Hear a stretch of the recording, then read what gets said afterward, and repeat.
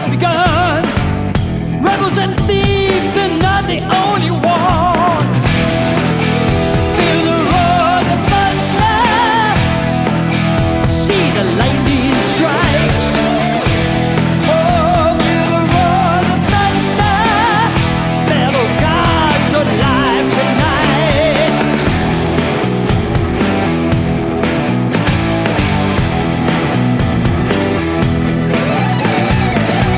City of Angels has gone dry. Sharp sounds that gone underground.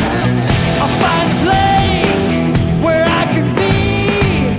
Yeah, not lost, not found.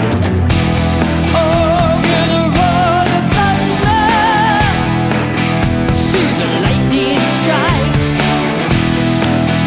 Hear the roar of thunder, metal gods alive tonight.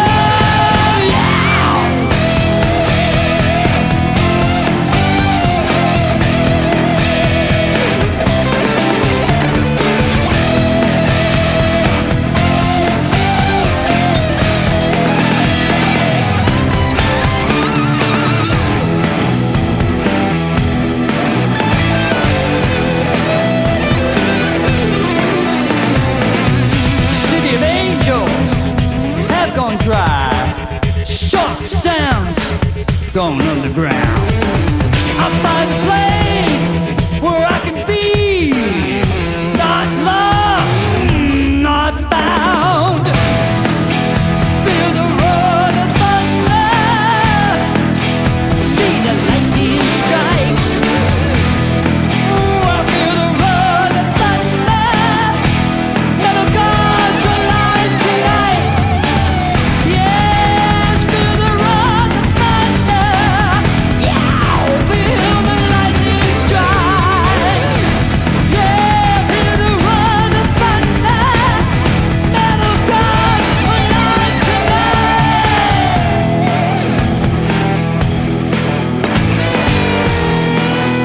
Oh, LA gods alive tonight. Oh, yeah. Wow.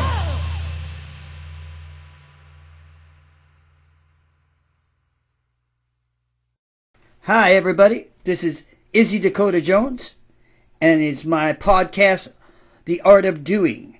And I'm here today with Jay Warsinske in Los Angeles, California, the founder of IES, Indie Entertainment Summit. And that's what we're going to be talking about today. And I'll be talking to Jay here in a second. I'm here with Jay Warsinske from IES, Entertainment Summit, or IES as we know it. And Jay, how you doing? I'm doing great, Joe. How's everything? It's really good. It's really good. So I've been going over your bio and stuff, and wow, you the bio. I mean, I knew lots about you, but like I'm really like blows my mind actually. Like it's pretty impressive. When I look at my history, I feel like I've lived 8 or 10 lifetimes, but that's what keeps me young. I feel like I'm the teenager that was going out to the Pacific Coliseum to see Queen, Yeah. That was 40 years ago. So it's just, 40 some years ago. And just like a band like Queen or Zeppelin or something, the music is timeless, Just like the Stones, they might be in their 70s or 80s, but they're still rocking, they're still filling the stadiums, and that's how I feel. So I've been fortunate to make music and entertainment my life, kept me young. But when I look back, as I enter the 2020s here, in 10 months, it will actually make my 7th decade that I've been active in the music industry, because I started as a musician in the 60s and actually turned professional and started getting paid to play music in 69. And then I got involved in the business side, moved over to representing artists like 73, 74. Right. So, And it what blows my mind, you got like U2, like that must have been really interesting because when you broke ground with those guys, especially in the U.S., right? they were like a garage band, and I could tell they were on fire, and it wasn't about how many chords they knew, but how much fashion they put into their music and how they touched people. And I saw them, not only the first show we did in L.A. was for about 600 people, but the next night they played in Anaheim, Orange County, down by Disneyland. Yeah. Only 12 people showed up. Wow. Within a year and a half, they played at the US Festival in front of 300,000 people, came on at 10 a.m. and stole the show. Wow. For the next 12 hours matched the power and excitement of U2, even including David Bowie, who was the headliner. And as great as Bowie is, not to take anything away from him, but the canyon where it was held out in the middle of nowhere was, it started getting cold. There was a cold breeze blowing through the canyon, and we couldn't even enjoy Bowie like we wanted to. So U2 stole the show. They went from 12 people to 300,000 people like nothing. They put on the same show for the 12 people that they did for 300,000. That's amazing, yeah. 3 nights later, they played Red Rocks in Denver and, of course, recorded the famous, videos that went number one in MTV. Yeah. All of that. Under a Blood Red Sky was recorded at that show. They had the War album, New Year's Day, and all that. And it's just, I saw them go from, like I say, a garage band to become the biggest band on MTV and in the world. And I worked with them on their next, basically the first 4 tours I was involved with them. And, the 4th tour, they actually took one of my bands out on the road as the opening act, the Red Rockers. And like in L.A., we played 4 sold-out nights at the L.A. Sports Arena. And backstage, every supermodel, movie star, and rock star was at the shows. Wow. It was like, they were like royalty, Bono came in, he was like floating on a cloud, man. There was such a magical aura about the band. And it's hard to describe to someone if you hadn't experienced, a show like that or an experience. But as you know, and we've talked about great shows in the past, they're magical. They're life-changing. Yeah. And it's hard to put into words if no one's ever experienced anything like that. Like last year when I was down at IES with you, you honored Michael Jackson, right? And I see here you also had your hands in and experience with Janet Jackson too.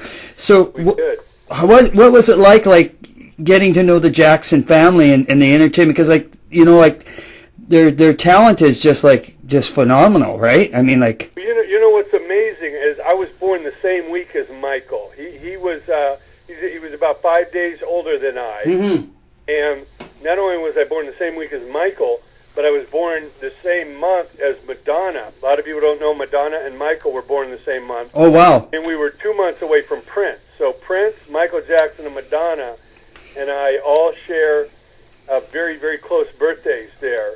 And so growing up, starting to play at a very early age, I was the same age as Michael, and of course his dad pushed him where he was like 5 years old, fronting the Jackson 5, and they had hits, 5, 6, 7, 8, 9, 10 years old. And so I felt like a real kindred spirit. That was the same age, even though I was making music and then, of course, repping, artists, just to watch the meteoric rise of Michael with Off the Wall and then Thriller and Bad was humbling, to see someone that had, great talent like that just persevere and explore all their ideas. And when I started working with Janet, she was like, well, that's Michael's little sister. She was like way down here, like LaToya, like somebody trying to come in the side door, Yeah. With her hit she had on Control, and then I worked on the Rhythm Nation tour. She became bigger than Michael for a minute. I mean, for a minute they were saying, oh, that's Michael, that's Janet's brother, as opposed to Janet, oh, that's Michael. And it was like humbling to see that in a group. And of course, she owed everything to Michael because that was her older brother, even though he was, the young one in the pack of the Jackson. And I think she was also on that TV show back in the day too, right? Good Times. Good Times. So they had. She had her hand in the entertainment pie at some point too, right? Well, I mean, she saw her brother. She went to the show. She's starting to act. You know, I mean, it was natural for her. It was just a matter of surrounding her with the collaborations like Jimmy Jam and Terry Lewis and people like that really took it to the next degree. So. Yeah, I also looking here on your resume too and stuff, like the record labels. Like I mean we should, I think we should talk for like back then, like the record labels had so much control over the industry compared to now. Like I always say there was a lot of labels and very few records coming out. Yeah. And a given month, MCA might have 4 records, and Warner Brothers might have 5 records, and A&M might have 4 coming out, and Arista might have 3 new ones, and so across the board there might be 50 total in the industry. And it went from a lot of labels and very few releases to almost no labels and millions of releases online. Right. It completely flipped. And now it's kind of everybody's their own label, and there's companies out there that might want to do business with you, but it's kind of more on you to get it started. And back in the day, if you didn't have a record deal, you weren't making a big recording because you couldn't afford these big studios cost, and you didn't have the wherewithal to press and ship to all the big record stores and get it on the radio or get in the press and Rolling Stone magazine and all that. So it's I've been through all the changes. Yeah, you have, and what I've noticed too is like when we talk also about you also did radio and stuff too, and radio is just sort of so changed now, right? It's now all into the the streaming online and stuff, and how many times you're streaming. It sort of has changed where radio before was like a big player in catapulting the artists into something, right? And to making more money and getting out there and doing bigger tours. It just seems now like that has totally changed too now. And I know you talked a lot about that at IES too, right? Yeah. Well, radio has radically changed. In the past, used to be a lot of independent stations, and there was a program director and music director. They decided what sound, what artists, what should be on their airwaves. And then in the late 70s, they started using these consultants. These guys said, we can guarantee your ratings are going to go up. We can guarantee. And what they did was they homogenized it where they decided for the stations what they were going to play, so all the stations sounded the same. And then it got to where a company like Clear Channel went out and what they call rolled up the big stations. They offered as much money as it took to buy like 100 of the biggest stations, in America. And then, of course, they've changed their name to iHeart now, and they were $1 billion in debt, teetering on bankruptcy last year. And, they try and figure out a way to pay for that.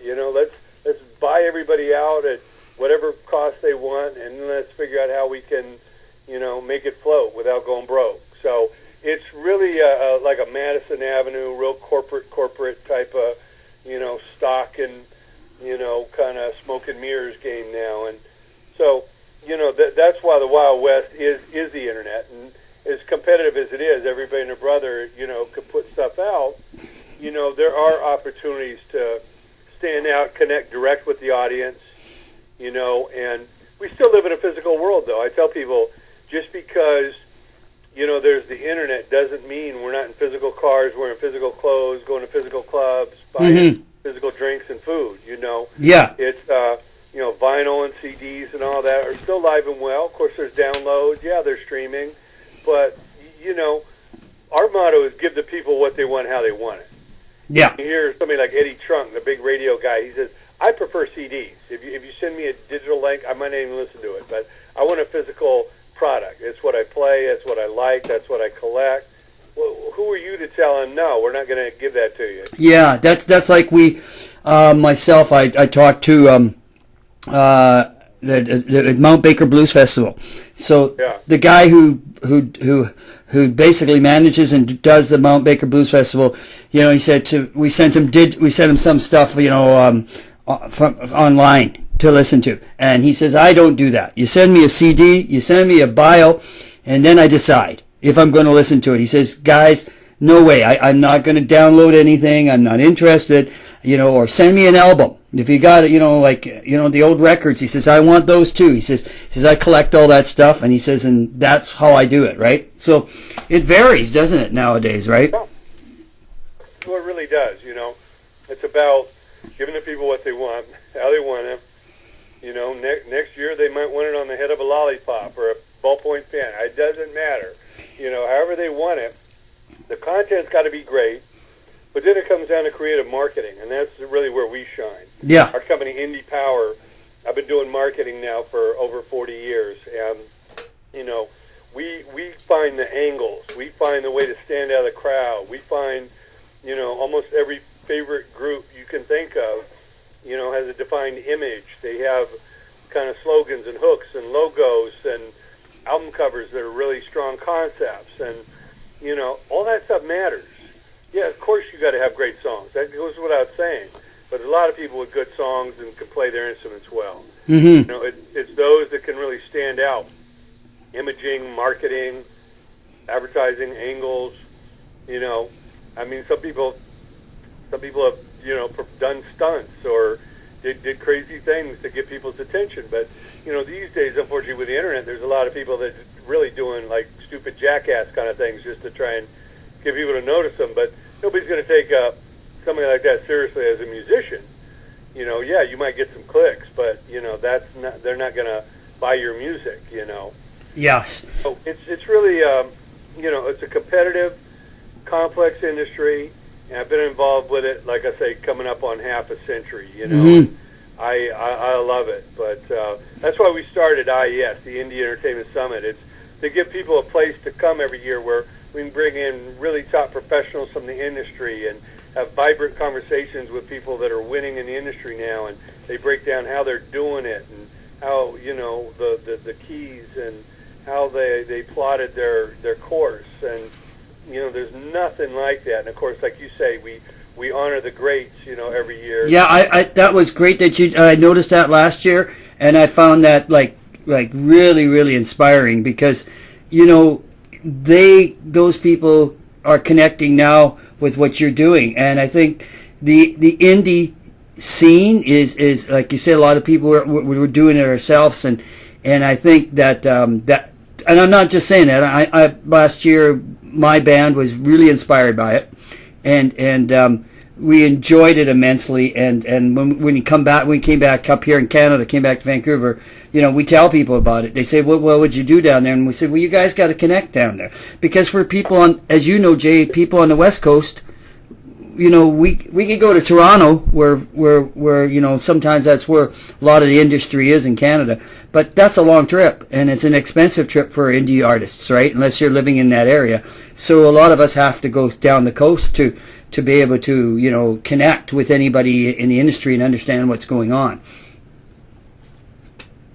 You still there, Jay? LA has always been the capital of entertainment and movies and TV and rock stars and the big studios, and it's a great place to be based out of, because everybody comes through here.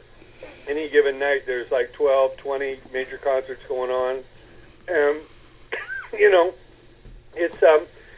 it's the birth of so many of the fashion and entertainment and technology and all that, between us and the. And it's real magical, right? I mean, I don't mean to sound cliche, but like I told a lot of my bandmates that magic does happen down there, and rightfully so. When we played down there, the one night, a couple nights after, we played at the Whiskey, and when we played the Whiskey, we met this lady from New York who has her own show, her own blog and online show, and she wanted to come and see us, but she had to catch a flight back to New York. So, but she gave us her card. We hooked up and we did an interview with her online, right? In New York, right? So, and then the next day she was interviewing us. Next day she was interviewing Paul Stanley. So, how, like I said, they all went, wow. I said, see, anything can happen down there, right? Yeah. Well, like I said, I went to college, just south of Vancouver there in Bellingham at Western Washington, and I know that market real well. I travel all over the world. I know all parts of the U.S. and Canada and Europe and Asia and all that. And, you don't physically have to live in L.A., but you better have representatives there. Yeah, exactly. We have strong connections in New York and London and Toronto and everywhere, but, it's, so much happens from here. And day doesn't go by that I'm not being invited to some red carpet or some launch party or some big festival or convention or something, So it's all happening, and that's why I always say you got to build a team.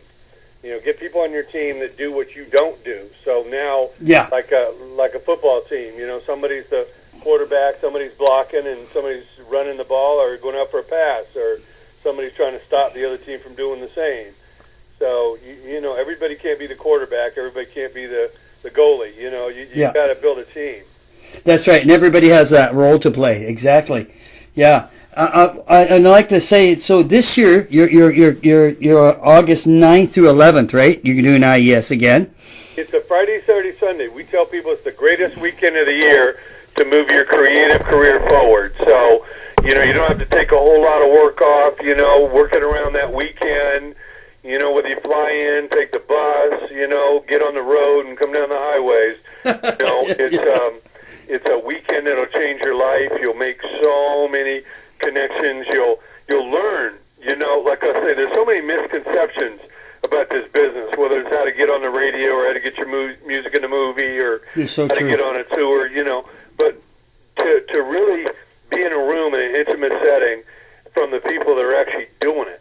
Yeah. And they break it down and they answer questions and, we dig deep. I go to some of these conferences. I was just at NAMM, and I run one of the most popular sessions at NAMM, but it's like 45 minutes long. And I got like 6, 7 speakers, so by the time I introduce them and barely get started, they're telling me wrap it up. Yeah. And with IES, we have less speakers going deeper, so you're going to get a lot more out of each of our professional expertise, and it goes on for 3 days. Yeah. The 3 nights, 3 days, you're going to have a wealth, as opposed to that 45 minutes where it's a hustle, getting in, getting out, and, as great as NAMM is for a trade show for musical instruments, you really need to dig into the business, and that's what the Indie Summit is all about. And, the website's real easy. If everybody get their pen out, we'll give out the website. But, the main thing is you got to shake the hands. You got to kind of present what you do to people and learn how these other people are, making the moves. But it's a real simple website. It's IES Fest, like festival. IESFEST.com. And, of course, IES stands for Indie Entertainment Summit. IESFest.com. But, give us a call, log in. We're easy to reach, just like you just called us now. And helpful people will be able to guide you through not only the best way to get registered, but as you know, we're a wealth of information, like cheap places to stay. There's little motels down the block where you can stay, walk to the events. You don't even need to rent a car. If you drive in, where to park, how to do it, cheap, under the radar. And, this information, one good connection, one piece of knowledge could mean millions of dollars ultimately for the right person. And you've seen some people explode, and I've seen and diving into IES. Yeah, and I've seen some really interesting questions, and when some of the guests, I could call them, that came down last year, found some really interesting people to talk to.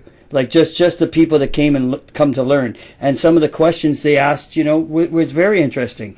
And like what I said to them when I was talking for a second, you let me talk. Like I said it, and I meant it. It comes from my heart, knowing you for so long, is that you speak the truth, and you tell people the way it is, and that's so important, because, like you said, I think sometimes people in the industry has which is normal, they form their own opinions, but that's not always the way it really is when it comes down to it, right? You're like I always say to people I played with or worked with or I talked to in the industry up here, I say, yes, you played the whiskey, you played IES, you played this, you played that. I said, yes. What did you get out of it? I said, I got an experience out of it. I said, I learned every time I go. I said, because it's important to keep your eyes open and be non-objective. Like, don't sit there and form opinion. I know you want to, but I says, those opinions will go away, they'll wash away once you get the truth. And I think, Jay, you do that. You speak the truth to truth, as they say, because the industry can be very just straightforward and blunt and to the point, right? And I think people sometimes get, especially say in a place like Vancouver, they get kind of caught up in or in Seattle or any places where there's not a big entertainment, industry. They tend to dream or fantasize about what they think is there for them instead of really looking at it. So they don't look at it from a world perspective. Yeah, well, it's really true. Like I said, there's just so many misconceptions about the music business. If you talk to your average person on the street, your head would be spinning. They think it's like the American Idol show, or it's like winning the lottery or something. When really, it's very, very specific. Meaning, you got to have great content, you got to have great distribution and marketing, you got to have people on your team that know how to plot the course to keep it moving. Because it's not only about getting the balls in the air, but keeping them in the air. Yes. We always talk about the tortoise in the hare, because there's a lot of people who want to get rich quick, and they think it's about just getting discovered, and some guy's going to do all the work and hand you the Brinks truck, and yeah. It's really more about, persevering, enjoying the journey, because as we all know, there's some artists out there that have had hills and valleys, and sometimes as high as they got, they kind of had a low point, and then, they kept persevering, they loved what they did. Next thing you know, bam, here comes another hit, and they're, back in the arenas. And, if they had gotten all depressed or, been afraid to take some risks, they may never have found that magic again.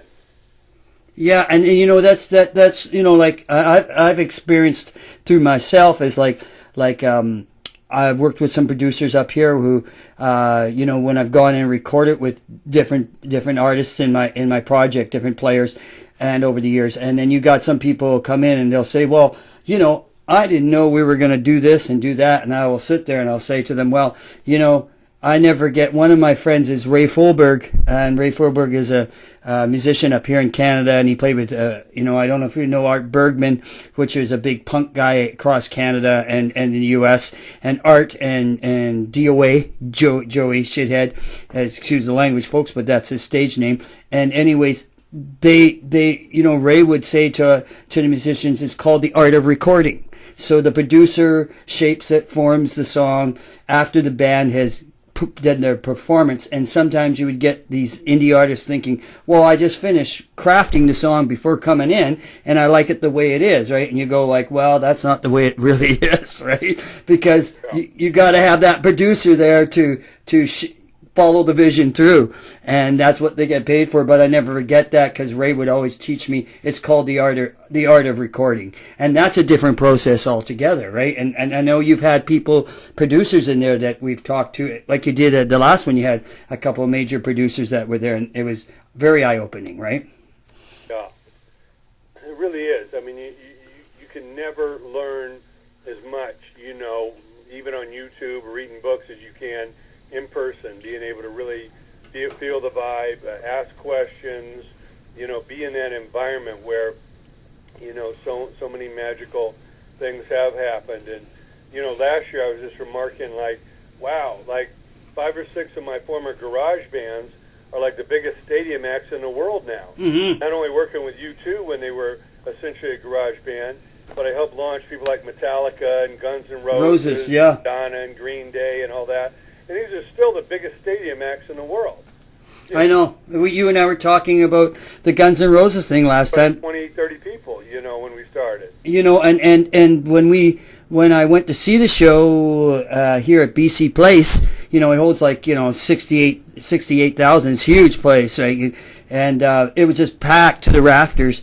And I know the bass player Duff, right? Actually, Duff lived in Seattle, and just the punk guys that I used to talk to, he used to come up here and play in the punk bands up here in Vancouver. And I saw Duff on that stage, Jay, and he was just like, you could see him look out at, 60, 80,000 people, 70,000. He's just like going, wow. Like, it's like, this is where we are, right? It's just amazing, right? People responded to those songs, and their attitude. And, even though they were away for a while, there's something about that magic, when Slash and Axl's voice and Duff's attitude all comes together, that you just can't replace with another guitarist or another band member, Yeah. And I saw that early on. I remember the first time I saw Guns N' Roses in a small club, I was like, which guy's going to OD first? It was just like this train wreck of this, like, attitude. It was like if you took the Stones and just intensified it all and then put them in a club where they're about to, like, hit each other with a bottle over their head or pull a gun on somebody, Yeah. It's like dangerous, and we hadn't seen that in rock and roll like that, and they really just exploded, with the combination of the voice and the guitar and the riffs and the hook. And it's like you said, like this time around, when you talk about the industry stuff, you see, like I said, like I watched Slash play, and I just went like, man, this guy is iconic. Like holy crap, he can play, and then the image alone, and like you said, he's making money off the marketing of this now, right? Like it's just, it takes him to another level, right? Yeah, it's exciting to see, when a combination of the creativity mixes with the songs, the videos, the marketing, the stage show, all of that. And it's so great watching this Queen movie right now, and it's up for the Academy Award for Best Picture of the Year. Mm-hmm.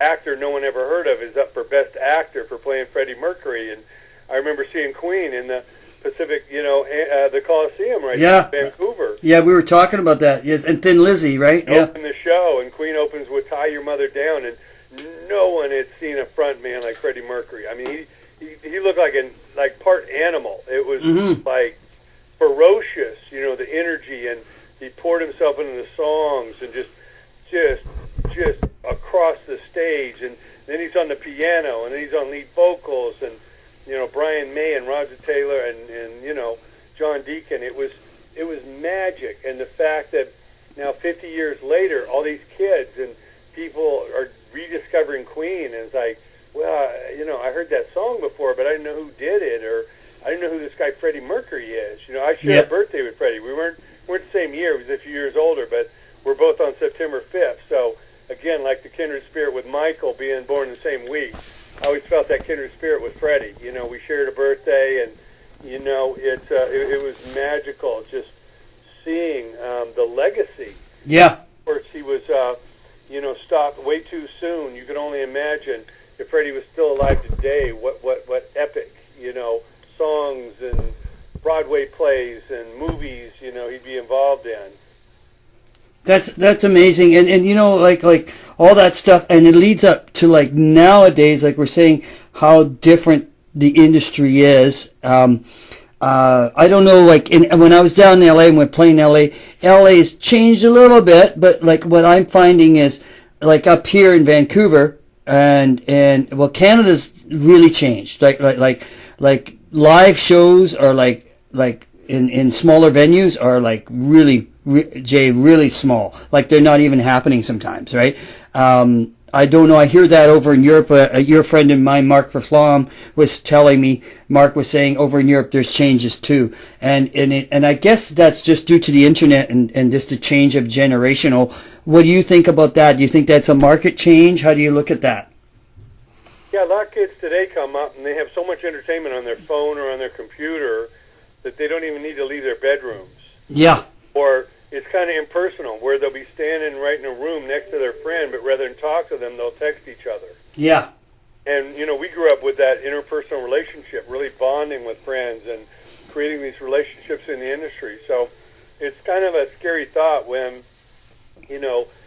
going out of the house to go to a club or hang out, isn't the fun thing that it's always been for decades and decades, Yeah, but yeah. Why should I leave my house? I have my video game, I have my, My phone is full of apps, and my computer has, like YouTube, I have a zillion videos I could watch. So it's something that we have to instill. And just like the Queen movie, I think when young people see a live show like that, hey, yeah, you can watch that on YouTube, but just think if you were in the crowd and you were down in the pit and Guns N' Roses or Queen or Zeppelin or The Who were, creating that magic. There's no feeling like that in the world. I know, that's like I think July, no, I mean to plug it, but July 6th here, we got Paul McCartney coming. And we've had him here quite a few times. I know his family, some of his family live here now or something. I'll tell you a real quick, cool story. There was just about 4 months ago, Paul was here in Vancouver, and his drummer, which I know lives in L.A., I forget the guy's name now, but the drummer, Paul's band, was recording up here in Vancouver with another project at Bryan Adams' studio, and who I know my producer knows his producer at Bryan Adams' studio, and who buzzed the door was Paul McCartney, and was riding a bicycle. Yeah. Yeah, and he went upstairs. He asked if he could come in and sit in the session. So he came in, they made him a cup of tea and some cookies, and he stayed for a couple of hours. But it blows your mind, that we've lost George Harrison and John Lennon. The Beatles are on a whole nother level. Like I said, I saw them when I was 5 on Ed Sullivan show, and you talk to so many rock stars. Everybody was watching that show that night. It was like I was too. I was 6. Back then. I was 6 and I watched it. Yeah. On a Sunday night. Yeah. And I mean, Ed Sullivan, talk about things back then like internet. Ed Sullivan was our internet, right? I mean, I never. He introduced us to the Stones and the Beatles and all that. And the Beach Boys, everything. Like a show on, or there'd be like some Broadway dancers or an opera singer next. It was. They called them variety shows, for a reason. Yeah, I know. It's just mind-blowing, like how that, and like you said, like we're saying, the culture's changed. But what I notice this is a plug for you again on your show, on your summit at IES. Like your guests, industry people, do speak about how to deal with the way the industry is now. Like they take the artists and talk to them about what you need to do in today's market, which is great, right? Because it's very complex right now. Yeah, it really is. Really kind of breaking down what you think when you really hear the reality of people that are in it.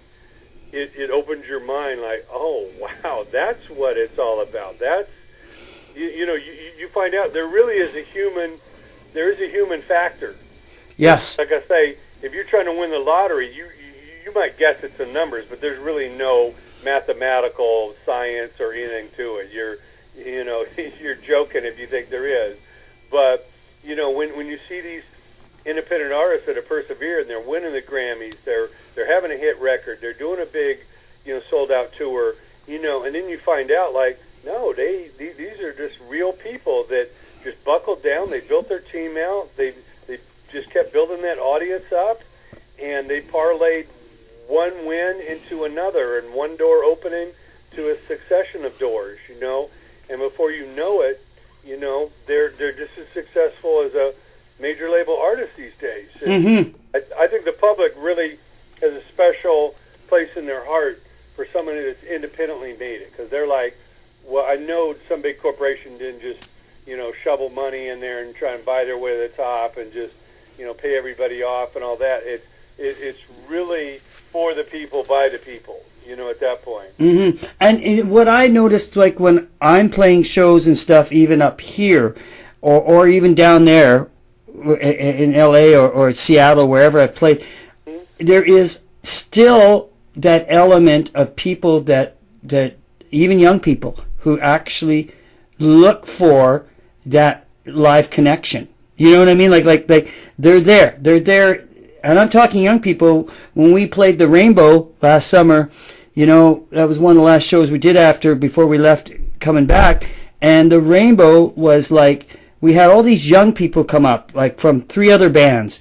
and they were really nice and they dug it, and they dug the connection, more than anything, right? And I sort of looked at that and I says, well, there's still people that do feel that, right? And so those are the people you have to get back to the live music thing, right? What we're saying, where it's changed so much, and and get themselves off their phones and out of the internet, right? And just get out into the live world and just be able to accept the thing, like the experience of live, right? I think you express that at IES too. That sort of still is there. It still is needed. It's how you nurture it, right? Yeah. It really is. Like I say, when you start mixing with, people and you find out, wow, there isn't just one way to do it anymore. There's really 1,700 different ways to get to the end zone, Yes, yeah. It used to be one way. You got on the radio and went on the road and, one out of 100 might go big. But now it's like, well, what's big? It might just mean making a living at what you do, and you might be able to find that underground following where the general public has no idea who you are.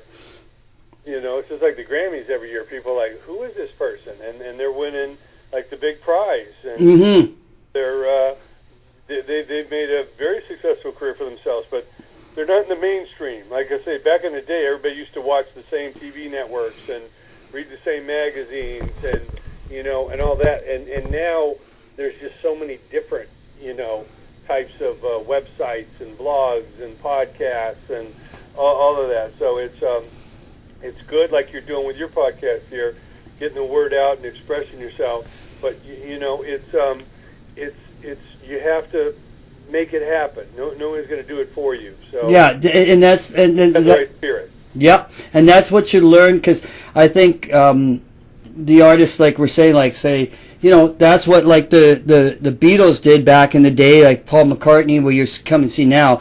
I mean, now he's going to play a 68,000 seater and 70,000 seater, which he's done before here. But the thing is that the people are kind of, now we get the vibe is like, okay, here comes a legend, and we need to learn from that, right? And like I hear a lot of kids saying, I'm just going to the show because everybody's. I not only I know the songs, but I'm learning about the songs, which is kind of weird for you and me. I'm going like, what? You don't know who that is? Like it's kind of like for them, it's like it's a brand new experience that they're never going to experience again, and they're sort of taking it like that. So that live music, especially in the rock genre, which I think, like I was going to touch on you with that real quick here, is like the rock genre has changed so much, right? I mean, I just finished watching some of the Grammy things, and the rock is not even in the main night anymore. It's kind of like with the blues and the jazz, right? And it's kind of interesting how that's sort of changed, right? But I think that's just generational stuff that either people will get or they don't get. But I'm sort of seeing, like, the R&B, the modern day in R&B is very big, and the dance stuff is still very big at this point. Right, the hip hop, the pop, the EDM, all that. Yeah, and I like it. Like, I'm not, there's hip hop stuff I like. Like, I'm not just saying that there's stuff I like, and I like a lot of stuff. So I might keep, like we said, the Ed Sullivan Show had such a variety. That's what I grew up with, so I can listen to a variety of all kinds of stuff. But but the stuff is, I've noticed that shift, but that still is a live music shift, right? And it's kind of funny how it comes in and it goes out, and I think that's just generational, right? At this point, how do you think the industry is? The industry, like people that in the industry, how are they handling that? Like when I talk to some of the people that I've met through you, that they're saying, well, this is what we're gravitating to, this is what we're sort of gravitating to, but this might be a little tougher for you to go down this alley.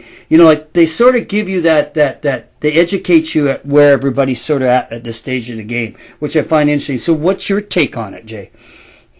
Well, I think ultimately you have to do what you do best, and then have on your team people that can say, yeah, that's true, that's authentic. What you're doing comes from the heart. Yeah. But maybe we should do some some remixes, or maybe we should get somebody to collaborate on it to kind of make it a little more user-friendly in today's market. Or, what I don't like is the people that are bandwagon jumping. It's like down here we had all the pop metal and the hard rock bands in the 80s, and then all of a sudden, Nirvana and Alice in Chains and, Soundgarden start breaking into Seattle, and then you had a bunch of people cutting their hair, putting on flannel, and driving to Seattle just to, like, be in the 206 area code. No, man, that's not going to do it. There's more than enough of those bands already in Seattle. So I'll tell you a quick story. I had a band once called Cosmic Heroes in Vancouver, and we were kind of like, how can I explain to you? Totally, I didn't know what we were actually, and we had, when you were talking about indie radio stations, we were like number one on about 10 indie radio stations across Canada. Like, we had a really big hit, and then the record companies, though, the major labels, they didn't know what to do with us, because we would write like the Beatles, like in the 60s, late 60s. So we'd write a rock song that was country related. We were, a rock song that was kind of bluesy related, and we would just write like that because those were our influences. So and this is around the grunge time, and so everybody was going, well, we don't know what to do with you guys, You're from Vancouver. Why aren't you a grunge band? We said, well, we're not jumping on that bandwagon. We're just going to write and play what we want. So it was kind of funny. We never got signed. We got a lot of rejections, but it was like, we love your hit. It was kind of funny, right? Right. So yeah, it's like I say, I know it's difficult to be a leader and not a follower. It's natural to kind of follow the flow. And I think most people out there, just as consumers or sheep, they kind of follow what the big group is. It's like, I remember helping break AC/DC in the mid-70s, and it was hard as hell to give away, Let There Be Rock and High Voltage and Powerade. And then all of a sudden, after Highway to Hell, their lead singer dies, comes back, and they get these big hits on the radio, You Shook Me All Night Long. And, they're filling the Pacific Coliseum. Everybody and their brother's coming out. Yeah. Where a year or two earlier, they're like, who are these weirdos, man? The schoolboy outfit and the kind of punk attitude with the crazy run around the stage. Well, yeah. And it's like fair weather. It's like, wait a minute, this is the same band, and it took their lead singer dying and all this. You didn't even show him the love while he was alive, and now you're jumping on the bandwagon and saying, I love AC/DC, they're my favorite group, when you wouldn't cross your street to see them at the Commodore 2 years before. Yeah. That's like I saw Kiss once in the Gardens Auditorium in Vancouver. I know you where the Gardens is. In the Gardens, opening up for Savoy Brown and Fleetwood Mac, and with Peter Green, the Fleetwood Mac with Peter Green, and I couldn't believe it. Like, I thought the band was a joke, and then like a year later, they come out with Kiss Alive, right? And it just go from nothing to like mega in no time flat, right? Yeah. It's just perception. After a while, you go like, holy crap. Right. No, I saw it in the early days when I helped launch Metallica. We couldn't get 50 people to come to the Whiskey to see them, but then all of a sudden when they started breaking, kids in high school, guys were buying Metallica shirts just because it made them look macho. They didn't even really know the band or their songs. Yeah. But they knew if they put that Metallica shirt on, they were badass, man. The dudes knew they were macho, and the girls knew they were hard, Yeah. And yeah. it's just like the perception. It's like a patch you put on, and now you're cool just because you wear that patch. Yeah. It's amazing, isn't it? And that's what I think.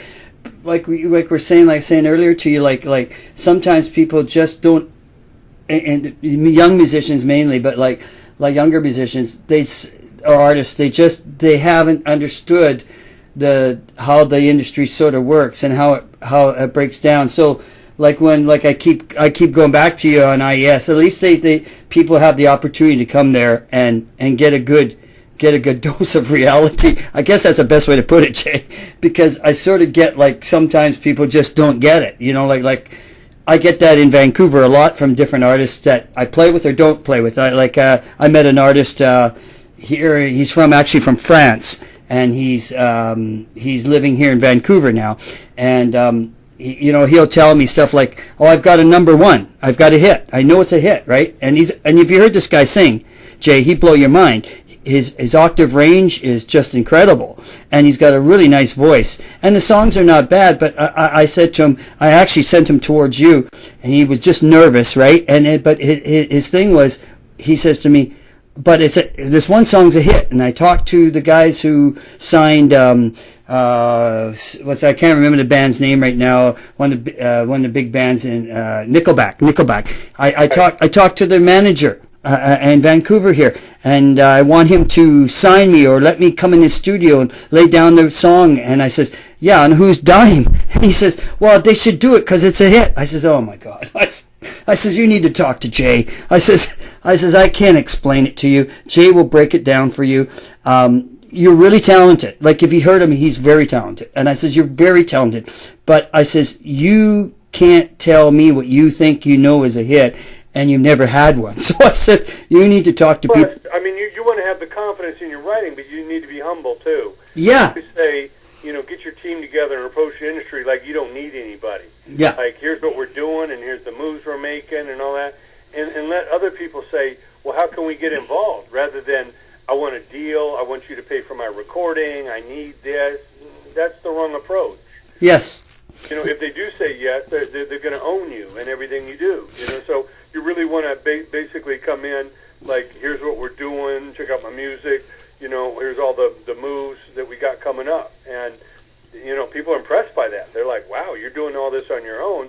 Just think if we got involved and really... Well, funny you say that, because right away, the people that he talked to, I won't mention names, but like the people he talked to, turned around and said to him, well, how did you get this far? They one actually knew. And I says, oh, so you're doing something right. And he goes, yeah. I says, well, they're just trying to take what you know and trying to fit it to some of their acts. I says, they're trying to get something to move in a certain direction. And I says, that's basically what they're doing. I says, and there's nothing wrong with that, but that's not what they're interested in. They're not interested so much in you as much as how you got to this point, right?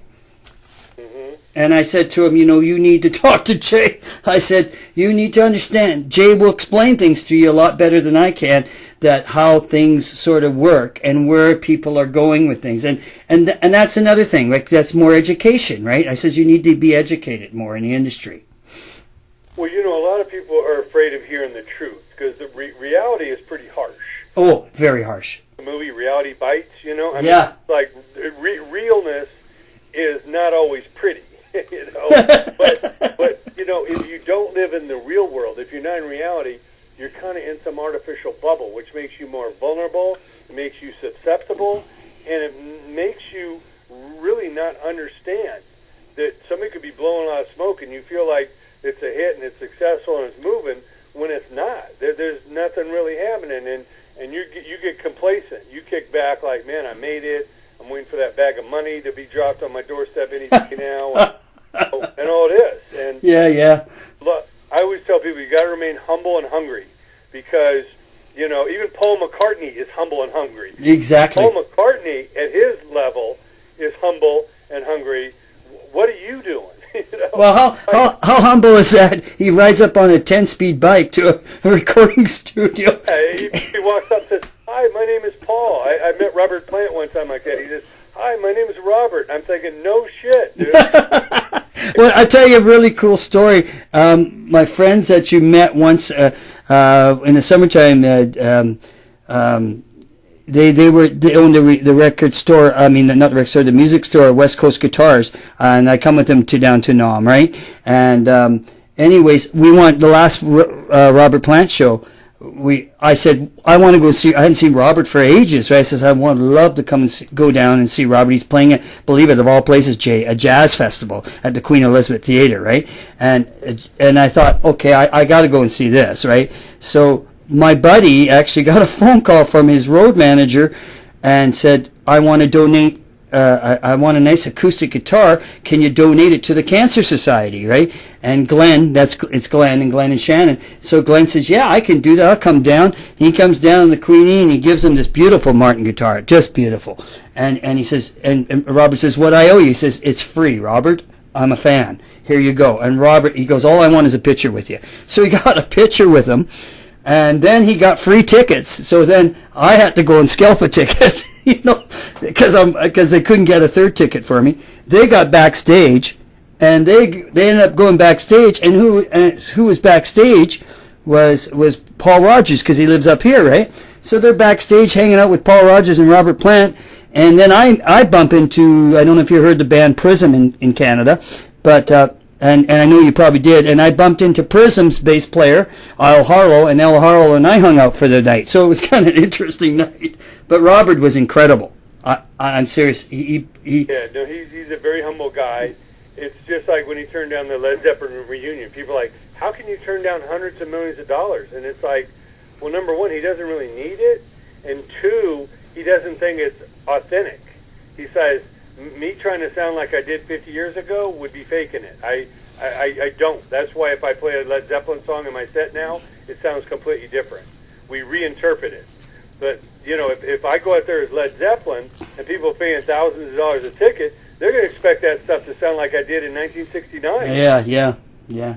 And you know what? And Jay, when I saw him at that show, I'm serious, Jay, he blew my mind, because he sang maybe, and I seen him 5 times with Led Zeppelin when I was a kid.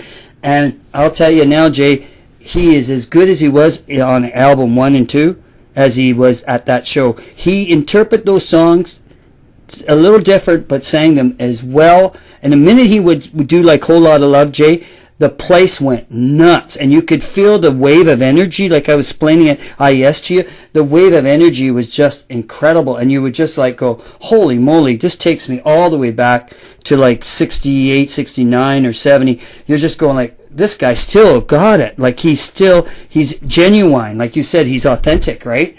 And it's amazing, Yeah, it's when you see people like that who have been at the very, very top and they're still humble, it makes you realize, like, I'm not going to tolerate any bullshit from anybody else. I've been with the biggest, and they're not like that. There's really no reason to treat people like you're above them, ever. Yeah, never. And I've met, like, when we just, like in the Twitch, we just released a single, and we always send it out to a lot of people we know. We're friends with, I don't know if you remember the Headpins in Canada. And Deb Darby Mills is a friend of our bass player Harvey very well. And I'm a friend of her husband Brian, he used to manage me. And he opened up Bruce Allen and Sam Feldman Agency. It was his money that started that agency. Wow. I just heard they got sold. Yeah. The executives just bought it. Yes. And Bruce Allen, and so Brian, his parents owned a farm up here called Money's Mushrooms. They did all the mushroom farmers, but they were filthy rich. And Brian is a super nice man, and Brian will listen to our stuff all the time, and he comments and he tells us what he thinks. He's genuine, like, I've known him forever. He's genuine, and Darby's genuine, and they tell us, they're up front. And actually, when we came down to IES, Darby said, have a good time and be careful on the road, you guys. Make sure you get home okay. Like, they're sweethearts. And she would tell me stories of meeting on tour, meeting David Coverdale or Rudy Sarzo, which I met through you. And Rudy, and then would treat them like, she said they were super nice people. Jimmy Page, super nice people, and very respectful. So, it's a whole different thing out there. You get to meet these people, and they're just people, like you said, right? Yeah. It's really, like I say, the focus should be on, if you're humble and you're always learning how to write better songs and give better shows and, express yourself to people, whether it be a journalist or a DJ or some executive you're talking to, it's all a process, and it's about living life and just enjoying what you do. It's not, like I say, some kind of ego game or some kind of macho greed or something. It's because, like I say, the higher you climb, the harder you can fall, and sometimes those people that fell get right back up and do it again because they never burned a bridge, or people still like what they do. That's so true. So, Jay, before I let you go, August 9th through 11th, right? Yep, yep. FESFest.com, FEST. Yep. And it is a weekend. It's a Friday, Saturday, Sunday. It is the weekend, the greatest weekend of the year to move your creative career forward, and we do mean that. Yeah, you do a great job, and from me to like all the people in the Twitch, especially last year, the crew just loves you. I mean that they learned a lot, they opened up their eyes a lot, and on anybody here in Canada, in Vancouver, you know, I suggest you go down and check it out with you, Jay, because like you're going to get an honest, open opinion of understanding how the industry really works. I appreciate that, and all the years that you've done this too. Welcome them with open arms, just like we did with you 7 years ago, man. And it's just always a treat to see you and help spread the word. And you know, one of my greatest joys in life is to see talent grow and see people blossom and learn and connect. And you know, I never get tired of that. You know, and that's what floats my boat, and that's what made me as a youngster move from playing the guitar to doing what I do on this side. And people say, "Oh, do you still play guitar?" I said, "I'm actually more creative on the phone and the computer than I could ever be on a guitar right now." So don't worry about me. I'm creating more. You know. Yeah, I hear you. The way I do it. All right, Jay. I want to thank you very much for your time, and I'm going to get this out to everybody in Canada. And I'm looking forward to, you know, I'm going to talk to you real soon, like we always talk, we always connect. And I do love you, Jay. I seriously do. I think you're great at what you do. I have appreciate that. And in closing, I just want to mention we created this Hot New Heat series where it's kind of like now that's what I call music. We've created this compilation and platforms for indie pop artists, indie, you know, soul and R&B artists, and also, you know, for country artists, and also for more of your kind of pop punk, you know, your catchy guitar rock kind of stuff. And we're creating some more of those. So if anybody's in those veins or just want to submit music, you can reach us through the IES, you know, Fest website. But reach out. We do take submissions. That is, like I say, a labor of love. And we just released Volume 5, Wanna Party 5, Endless Summer is what we call it, on Grammy weekend last Friday. And I tell you, you know, these artists are just as good as Bruno Mars or Justin Timberlake, Katy Perry, or Ariana Grande. And, you know, these people deserve to be heard. And we love the Twitch, definitely love the country of Canada, and anything we can do to help any of this talent grow, we want to hear from you. All right, Jay. Take care, and I'll be talking to you soon, man. Thanks, Joe. Okay, bye. All the best. Bye.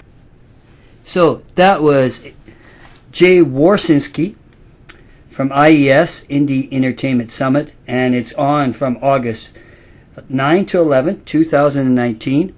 I hope you enjoyed that. It was a long hour with Jay, but a good hour of all the kinds of things that go on at IES and all the different experiences Jay has gone through. If you're an artist or a musician or any of that, you know, dancers, acting, TV, comedy, whatever you want, there's all kinds of people coming out and talking to you from the industry, major people that do major things in the industry. And I can tell you straight up and plain, you got to go and do this if you're serious about what you're doing.